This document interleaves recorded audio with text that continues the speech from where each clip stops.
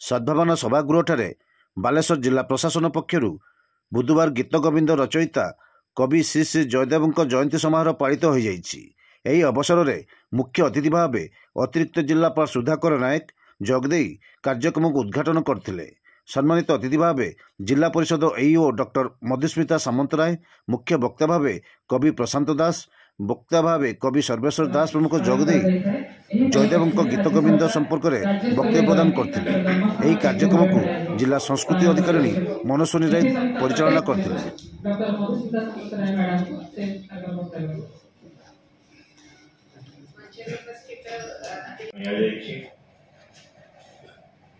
जयदेव गीता गोविंद जहाँ राधा मुझे बुझे गोटे लोक जहाँ बुझे मो बुझा जहाँ कृष्ण राधा प्रेम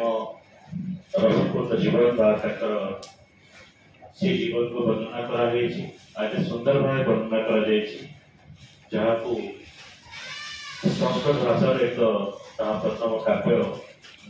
कविता रचना कर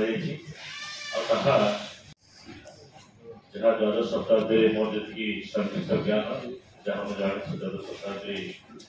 पुरी जिलार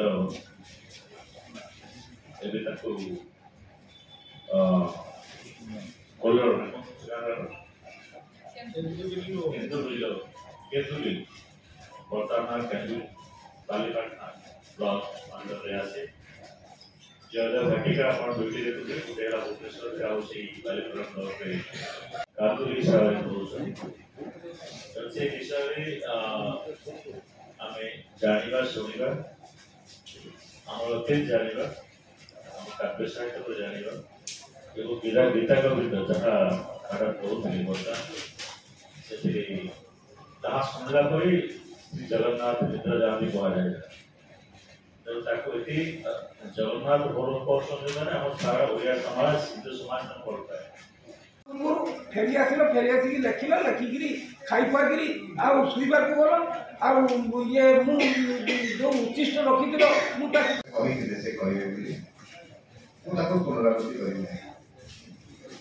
अनुभव कथा कह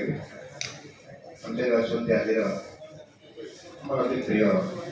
अतिरिक्त जिलापाल सुधाकर साहेब मनीष चेतनार उत्सर्ग कर महाभाव अवस्था को गला जयदेव आज जयदेव पाखर आम कि जाना गीत गोविंद किसी शिखा हे तो आज संक्षिप्त आलोचना फलप्रद बंधुगण ईश्वर गोटे मनीष को गोटे श्रेष्ठ वर देती मनीष खोजी कि ना निजे भी जाने ईश्वर मनीष को गोटे मन देती से मन कवि स्तंभकार समाजसेवी ठाकुर सुनवा ता सहित फेरी आसिक ना मोर मन पड़ा बाटे तेणु मुझे पूरण करी ये पूरण करे चली गले चली जो पद्मा रांधि से किसी खाद्य खाइले खाई चली गले प्रकृत जयदेव जी से घंटा पर जो आसिक पहुंचती से ये कहते जे तुम्हें किसी समय पूर्व ये पद्मा जिते पार्थिवत्व विनियोग कर प्रयोग कर धनाट्य जिते सी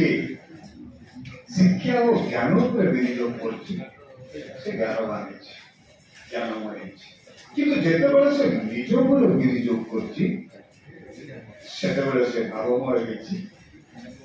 चेतनार उत्तोलन घटी एवं महाभाव अवस्था को से बारंबार अनुभव बंधुगण जदि जयदेव को महाभाव अवस्था स्पर्श नता से गीत गोविंद देखिपारी तेरे गीत गोविंद भितर कौन महाभाव केमी जयदेव को स्पर्श कर गोटे साधारण मनीष भितर सांसारिक प्रकृति जहाँ कथा ताहा जयदेव पाखे ସେଥିରୁ ଯେତେବେଳେ ତାଙ୍କର ଯୋଗ କଲେ